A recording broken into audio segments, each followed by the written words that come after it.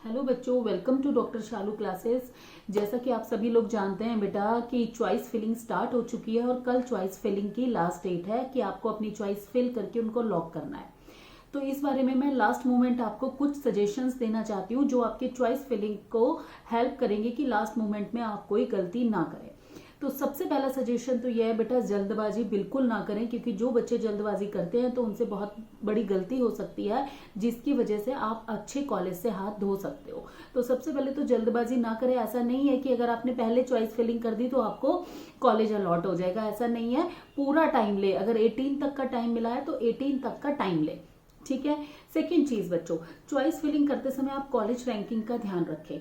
तो आपके यूट्यूब पे बहुत सारे चैनल्स अवेलेबल है या बहुत सारी लिस्ट अवेलेबल है, तो आप इतनी सारी लिस्ट देख के कंफ्यूज हो जाएंगे और आप सोचेंगे कि जो लिस्ट हमें जिस भी टीचर ने दी है ऐसी की ऐसी लिस्ट हम चॉइस फिलिंग में डाल दें। तो बेटा ये गलती ना करें। चॉइस फिलिंग करते समय आप सबसे इंपॉर्टेंट चीज का जो ध्यान रखना है आपको, वो है बॉन्ड और पीजी इंटरनल कोटा, ठीक है। तो और डिस्टेंस, तीन चीजों का आपको ध्यान रखना है, जिसमें नंबर 1 पे आता है बेटा आपका bond and PG internal Kota. क्योंकि जैसे मैं आपको एग्जांपल देती हूँ, मान लीजिए आप 10,000 रैंक वाले बच्चे हैं या फिर आपकी ज्यादा रैंक है, आपको आप यूपी से बिलोंग करते हैं, आपको यूपी में बेस्ट कॉलेज मिल गया है, बट एमपी में आपको सेकंड या थर्ड नंबर का कॉलेज मिल रहा है। तो बट एमपी में जाना आपके लिए ज्यादा बेटर होगा। क्यों ज्यादा बेटर होगा बेटा? क्योंकि एमपी में पीजी क्लियर करना बहुत ही ज्यादा आसान है। अगर आपने 2 या 3 ड्रॉप कर लिए हैं तो ऑलरेडी आपका जो साल है वो काफी वेस्ट हो चुके हैं। तो उन साल को बचाने के लिए तो आपको एमपी का कॉलेज चुनना ज्यादा इंपॉर्टेंट है आपके लिए। तो कभी भी इस चीज का ध्यान ना रखिए बच्चों कि भाई मैं यूपी से बिलोंग करता हूं तो मुझे इतना रिजिड मत होना। थोड़ी सी अपनी सोच को ब्रॉड रखना, चॉइस फिलिंग करते समय नैरो अपनी सोच को नहीं रखना है। सेकेंड इंपॉर्टेंट चीज क्या है बेटा, आप लोग एम्स को फर्स्ट प्रेफरेंस मत देना, ठीक है। AIIMS Delhi definitely no doubt number 1 पे आता है, लेकिन बहुत सारे एम्स जो खुल रहे हैं बेटा वो ऐसी ऐसी जगह पे खुल रहे हैं जहां पर इंफ्रास्ट्रक्चर भी ढंग से डेवलप नहीं है। आपके लिए वहां टाइम जो बिताना बड़ा ही मुश्किल हो सकता है, फैसिलिटीज वहां पर अच्छे से अवेलेबल नहीं है। तो एम्स नाम सुनकर उनको आप नंबर 1 या नंबर 2 या फिर अपनी प्रेफरेंस लिस्ट में आगे मत रखना। आपके स्टेट में भी बहुत अच्छे अच्छे कॉलेज हो सकते हैं बेटा जिनको आप ज्यादा प्रेफरेंस दे सकते हो इन कंपैरिजन टू एम्स। तो ये आपके लिए बहुत ही इंपॉर्टेंट चीज है।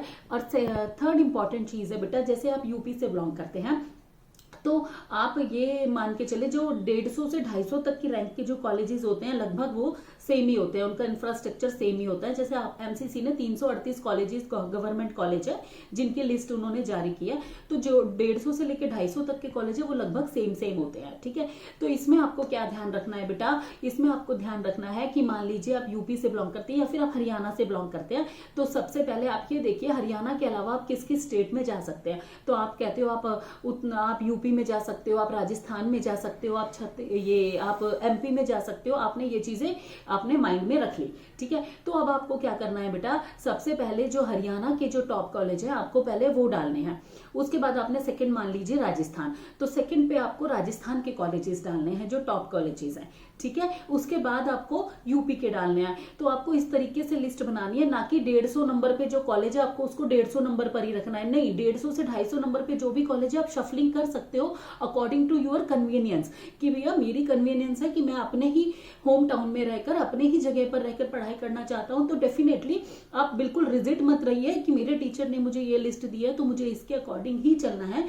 तो ये रिजिडिटी आप बिल्कुल ना रखें, ठीक है। तो आप अपनी माइंडसेट के अकॉर्डिंग अपने पेरेंट्स के साथ बैठ के अच्छे से डिस्कस करके जिस कॉलेज को आप ऊपर रख रहे हैं उसके क्वारा पे या गूगल पे यूट्यूब पे उसके रिव्यूज देख लें बेटा, ठीक है। और जो मैंने आपको इंपॉर्टेंट चीज बताई है बॉन्ड और इंटरनल पीजी कोटा, क्योंकि एमबीबीएस तो नहीं है, आपको तो एमएस एमडी तो करना ही है ना बेटा, ये इंपॉर्टेंट चीज है, ठीक है। और दूसरा मान लीजिए आप ये ना रखें कि भाई मेरे को नॉर्थ का बच्चा हूं मुझे तो नॉर्थ में ही जाना है, ठीक है। इस चीज को भी प्लीज नैरो डाउन ना करें, ब्रॉड बने। मान लीजिए नॉर्थ में आपको छत्तीसगढ़ का कॉलेज है जो आपने नॉर्थ के ऊपर लगा दिया, आपको छत्तीसगढ़ का कॉलेज मिल गया, लेकिन कर्नाटका में बहुत अच्छे कॉलेज है, महाराष्ट्र में बहुत अच्छे कॉलेज है। तो छत्तीसगढ़ के कॉलेज में जाने की बजाय आपको महाराष्ट्र और कर्नाटका के कॉलेजेस को ऊपर रखना चाहिए, क्योंकि वहां आपको बेटर इंफ्रास्ट्रक्चर मिलेगा। तो ये भी थोड़ा जो डिस्टेंस और जो नैरो माइंडेडनेस है इसको भी आपको थोड़ा खत्म करना होगा। इसके साथ ही मैं आपको ऑल द बेस्ट कहना चाहती हूँ बच्चों।